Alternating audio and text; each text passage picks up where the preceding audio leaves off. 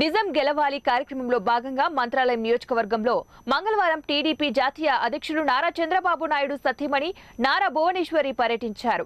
Mantralayam TDP incharge Tikkareddy ఆధ్వర్యంలో పర్యటన సాగింది. టీడీపీ జాతీయ అధ్యక్షులు నారా చంద్రబాబు నాయుడు అక్రమ అరెస్టును జీర్ణించుకోలేక గుండెపోటుతో మృతి చెందిన కుటుంబాలను పరామర్శించి వారి కుటుంబాలకు ధైర్యం చెప్పారు. పెద్దగడుపూరు మండల కేంద్రంలోని హరిజన గోపాల కుటుంబాన్ని ముందుగా పరామర్శించి ధైర్యం చెప్పి కుటుంబానికి అండగా ఉంటామని హామీ ఇచ్చారు. అనంతరం కౌతాలం మండల వల్లూరు గ్రామానికి చెందిన వడ్డే ఈరమ్మ కుటుంబాన్ని, అలాగే మంత్రాలయం మండల కేంద్రానికి చెందినటువంటి రాగమ్మ కుటుంబాలను పరామర్శించి కుటుంబానికి అండగా ఉంటామని తెలియజేశారు.